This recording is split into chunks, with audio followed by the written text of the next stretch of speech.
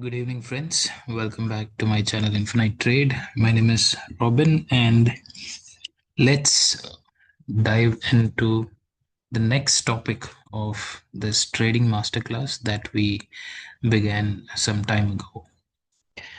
So, I gave a little bit of gap just to see that how many people are watching this video, because this series is going to be very interesting day by day, and this is going to change your trading style. It will uh, give you more insights on the price action trading. So without wasting our time, let's jump into the topic. So we already covered the first three topics, and Fibonacci, though I covered in bits and pieces, we are still going to look at it even in the upcoming topics, because I'm going to show you how I use it on my day-to-day trading, and the importance of Fibonacci during the entry and exits, how it is going to help you. And since a new topic is going to be support and resistance, so how this Fibonacci tool can become your support and resistance is something which we're going to look at it. So support and resistance, though this topic is very common, every other trader covers this topic, and I'm sure very all of you who are watching my videos who are already traders, they know the basic support and resistance. So I'm not going to discuss much about it, but there are some points that we need to discuss. And the main problem is not about drawing support resistance, that every trader can do it, but the problem is how to trade them. A lot of times the support and resistance confuses us, and we tend to give our SLs a lot of time at these places, and again a lot of times these areas can become as a trap. So how to avoid them, how to trade these levels, is something which we are going to discuss in this video. So let's begin the topic. I'll just close this and I will open the Nifty chart. Okay, so this is the Nifty's weekly chart that is in front of you. So before we discuss anything on the chart, first let's talk about the various type of support resistances. So we know that support resistance are of two types. One is a dynamic support and resistance, and the other one is horizontal support and resistance. Okay, so horizontals are just we draw horizontal line for support and resistance. And when we talk about dynamic could be your trend line, an uptrend line or a downtrend line, maybe a channel, something like this. And even the moving averages that we use are considered to be dynamic support resistance. Why dynamic support resistance? Because the price is not taking a resistance on the same point, but each time it takes a resistance, it makes a higher high kind of formation. So that's when we call it as a dynamic support and resistance. So these are some basics which I wanted to brush up. And now let's come to a point like, what are the levels that we usually or we should mark? See, a lot of people mark support resistance based on the price which makes multiple taps. So for example, the price is coming to a point and it's giving bounces each and every time, so we mark this level as our support. So we believe that the next time the price again comes back to this area, we know we need to buy and the price can move upside. So this is one of the way wherein you can mark support resistances. Apart from that, what I like is higher time frame, swing high and swing low, and similarly lower time frames also work well. So swing high, swing lows are very important support resistance places again. So to show you an example, I have it right in front of me.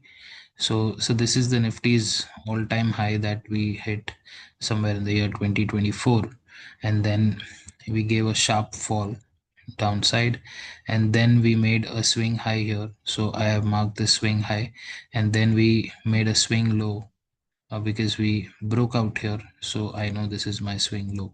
So currently these are the only higher time frame levels that I'm looking at. So this is a weekly time frame. So these three lines are something which I'm looking at on a regular basis. Okay. So this is all about the support resistance, and going forward in whatever time frames that we look at, we will definitely going to discuss about support and resistance in much detail. But before you start trading support and resistance, you need to know some important facts or some important points that can help you trade these levels better. So in our previous sessions, we learned about swing high and swing low. And if you remember, in a couple of occasions, I used another word called impact high or impact low. So right now we're going to discuss what is this. Okay. So ask yourself one question, like what happens when a price reaches a particular resistance. Okay, so first let's talk about resistance here. So when the price reaches a particular resistance, there are three uh, different price actions or three different uh, types of respecting the resistance or breaking the resistance that happens. So what are they that we are going to have a look at? So for example, these are the resistance line. So these are my scenario 1, 2 and 3.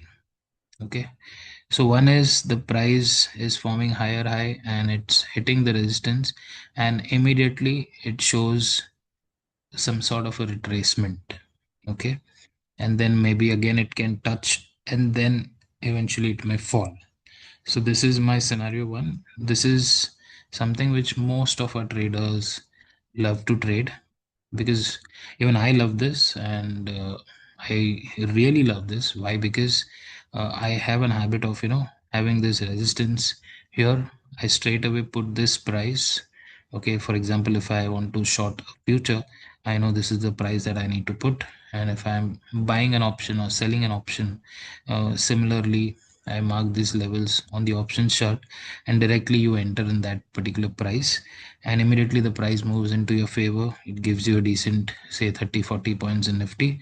You're more than happy about it. So this is something which most of the traders like, and the trades that we take here is also uh, turns out to be successful, and then you also get a decent amount of profit, because you don't even get time to put your stop loss, because immediately you got an entry and it moves into your favor. So a beautiful entry, but not always the market moves like this, correct? So that's why I think uh, we all are here for a discussion on this. How do you trade the support and resistance? So what is the second method or the second type of resistance? So the price is forming a higher high, it's reaching a resistance, it is breaking the resistance, you know sustaining above, and then finally it comes back in again. Okay, so here we get into a trap. Like, we sometimes we feel that it's a breakout, and then the price reverses and comes back into the resistance area and then falls, correct?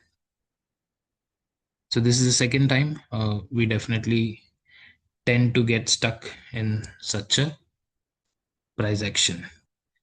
And now the third. So what could be the third probability? The third probability is basically it reaches the resistance, consolidates, and then it falls.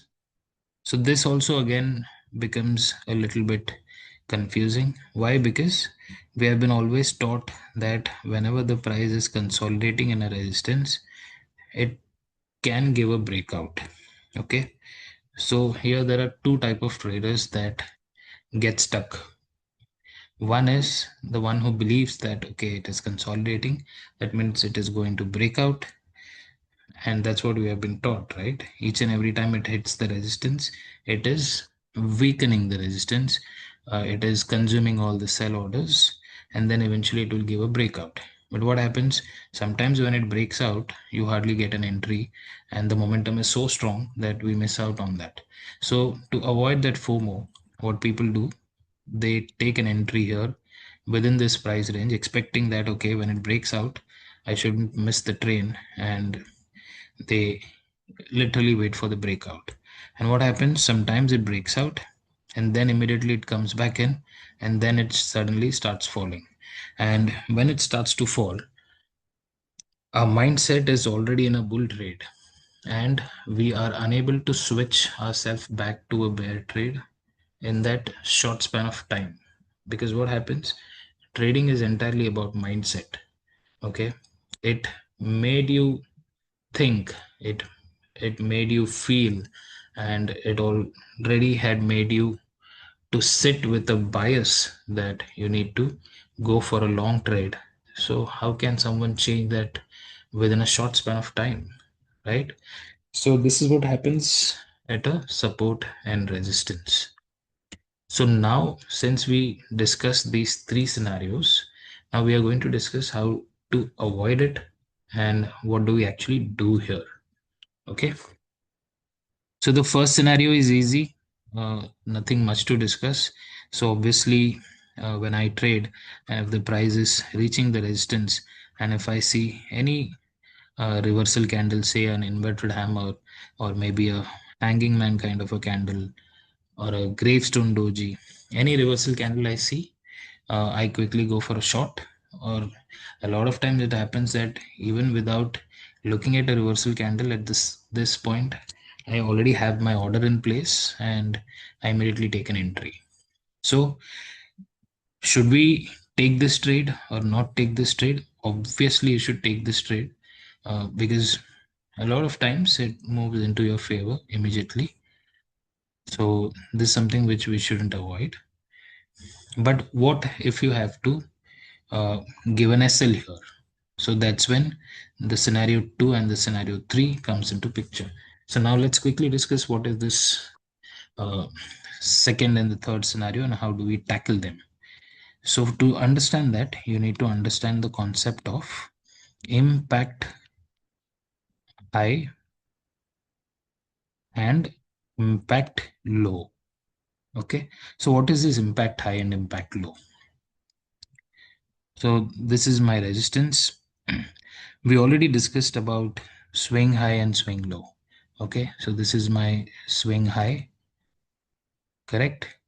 And this is my swing low. So we all know this swing high, swing low. So in a similar manner, there is something called as an impact high, which we have previously discussed in our video, saying that when the price makes an impact high, it doesn't go up with a momentum like the ones that we saw here. So these price actions are with some momentum. So there is a stretch in price. But when the price makes an impact high, there is no stretch in the price. So what it actually does is it reaches this place, it makes a new high. Okay, a new swing high, which I call it as an impact high. But this isn't with a momentum. So there is just a high that has been made. Okay, so here what you need to do, once it makes this high, how do you come to know that this is an impact high? Obviously, when the price again falls back into the resistance. So whenever price makes such an impact high, what I do is I mark this impact high. Okay. So what is this impact high? So basically the price reached the resistance and it tried to break it. Okay. But we all know that the resistances cannot be broken just in one go. The price has to consolidate, like we discussed that the price should consolidate in that range. It should consume all the pending orders, the sell orders, and then usually the price breaks out. So after this impact high, what the price does next is, uh, since it has reached the resistance area, obviously it will take some resistance and it will make a low also. So that low, we call it as impact low. Okay. So these are the two levels that I have currently with me. One is an impact high, which I call it as IH, and then an impact low, IL. So now these are the two levels that you are going to watch. And frankly speaking, this resistance is something which we do not require now, because these are the levels that we are supposed to trade. So if the price has to say continue higher, it should break the impact high, and then the price should continue to go high. So that's when I go long, thinking that the resistance has been broken. Okay. And the other thing is, if it has really taken that resistance and the price has to reverse, the price will break the impact low and then it will start falling down. Clear? So this is what the funda of impact high and impact low. So this is with regards to the second scenario. So now I'll show this on the charts too. One second. Okay, so here for an example, see, this is my recent swing high, correct? So the price almost came from 21,750 and it made this swing high and then it fell down. So I know that this is my resistance area. So now I need to understand what the price is doing at this particular resistance. See, now on a daily chart, again the price reached the resistance place, correct? And now just see what the price has done. It created an impact high. Okay, so imagine the price going this way, coming down like this, and this is the kind of momentum that I'm expecting here to reach something like this. But what the price is doing, it is facing resistance. Okay, and since this is a fresh resistance, we just cannot break it like that. So what did the price do? It created an impact high and it then took resistance and now it has created an impact low. Is this clear? So this is the two level which is going to play a key role in the upcoming trading sessions of Nifty. So what are the two levels that you need to mark in your chart apart from the ones that I've already marked? Is these two levels. I'm just marking it down here with a black color, and this is my impact low. Okay, so now I know that 25,318 on a weekly chart is going to be a very important support. And just in case if the price breaks down this support, breaks down the impact low, the price can again fall back to 24,600 to 24,340 is what I know. But now what it did, it created this impact high. It again tried to break out. It created another impact high. Okay, because again it did not move the way it should have been. So now this can again be a liquidity sweep. Okay, so this liquidity is something which we will learn in the third scenario when we discuss that. So now if you move to say a lower time frame, now the picture would be more clear. Okay, so this is my impact high which I already had.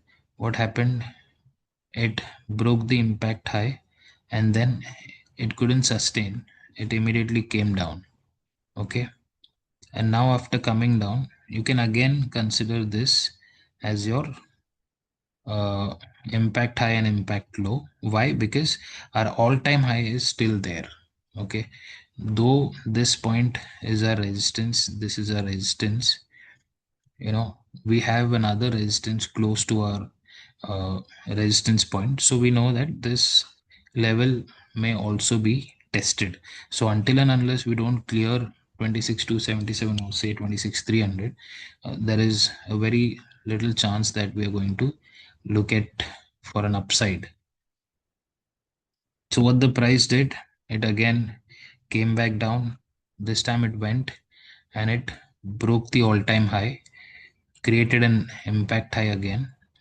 Okay, and then now it is creating an impact low. Okay, and this impact high and impact low is for the all-time high that Nifty made some time ago. So right now, what are the levels that are important?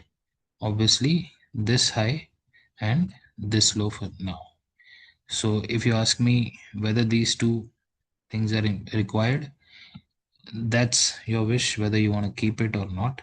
But at least these two levels, you know that here's where I'm looking Nifty to be trading. So either it is going to break this or either it is going to break out. Clear until here? So on a day-to-day trading, how do we use this? I'm going to show you more examples about all these scenarios that we discussed, the scenario 1, 2, and 3, probably in the next video, because I don't want to have the videos to be very, like a long duration. So now let's quickly discuss the scenario 3 as well, and I'll show you a couple of examples too. And then again, I'm going to record another video tomorrow. So in that, we will look at more examples in a smaller time frame and a higher time frame. And then maybe, this particular topic, we will have it in two different parts. So let's look at the scenario 3. So what was scenario 3? Scenario 3 was about consolidation. So consolidation at a support or resistance. So when we talk about consolidation are of two types. Okay, one is positive consolidation and the other one is negative consolidation. So I know some might think that this looks more theoretical and a lot of things like it seems like we're learning some science or maybe some history or something, but nothing to worry. I'm going to explain it in the best way possible. So what is a positive or a negative consolidation? Looking at the name, we must understand that. Okay, so for example, this is my resistance. The price has approached the resistance and now the price is consolidating. So when do I call it that the price is consolidating with a positive bias, or it's a positive consolidation? People would easily understand. So if there are candles that are trading above the resistance, any candle, say a hammer or doji, any candles. Consolidation candles are basically non-body candles, So these candles, when it is trading above the resistance, automatically people will come to know that, oh, this is a positive consolidation. Why? Because it is already trading above the resistance and not below the resistance. If the price is trading below the resistance, then we know that it could be a negative consolidation too, because sometimes the price hits this resistance and then falls. Okay, so this way you need to identify what is a positive consolidation and what is a negative consolidation. So in case of a support, see, the price is approaching this area, and now imagine there is a red doji that has formed here in the support. So now understand how this can turn into a positive consolidation. So when the price has approached this area, so now this is the recent low and also the lowest low. Okay, now the price should consolidate within this area or above this doji. Okay, it shouldn't be consolidating here. If it is consolidating here, do you think it's a positive consolidation? Obviously no, right? Whether it's a green hammer, that really doesn't matter. but it is still making a fresh low. So that I would not consider as a positive consolidation. So how do I know that it's a positive consolidation? Obviously, another green doji, and now it's say it's making a hammer candle. So candles like this, and we would also look whether it is trying to close above the doji. So you may also find some candles forming here, suddenly a green body size candle closing above this doji. So this is called as a positive consolidation. So what will happen in this sort of a consolidation?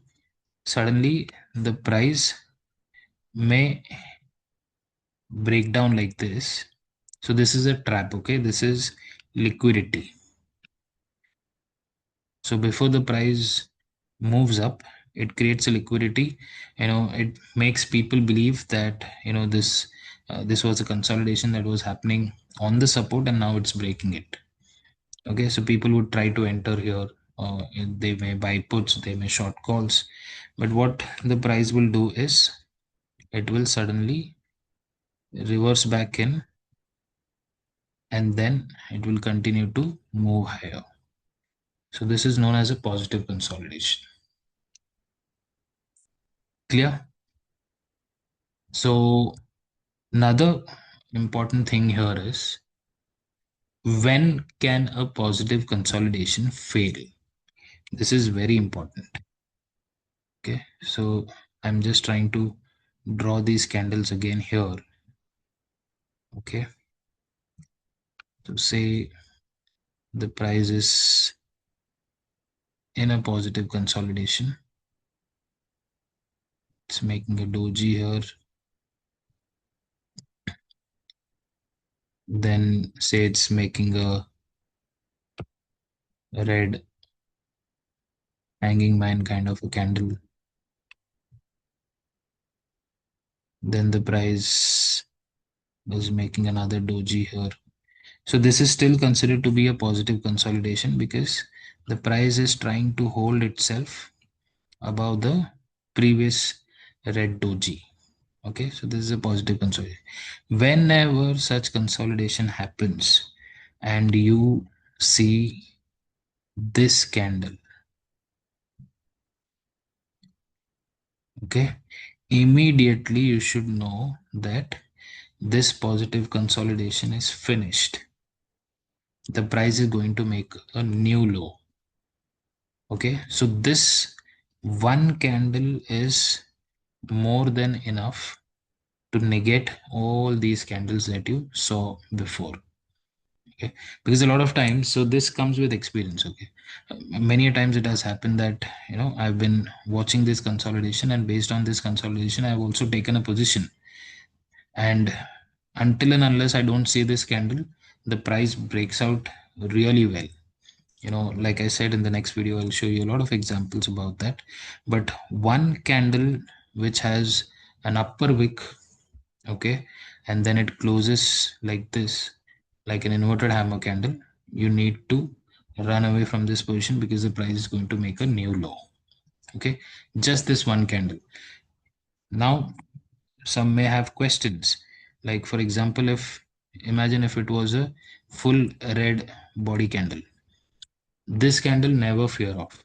Okay, because again the price will come back inside. A full body size candle like a bearish engulfing, we have no issues. But when you see a red candle with a upper wick or an upper shadow, definitely the price is going to fall down. This positive consolidation is no more valid. Okay, so I'll quickly show you an example for that too. How do we hide this? Okay, okay, cool. So let's hide this, and I go back to 5 minutes. So I'll show you an example that happened today also. This area. I think I might have to delete this. So look at the price here.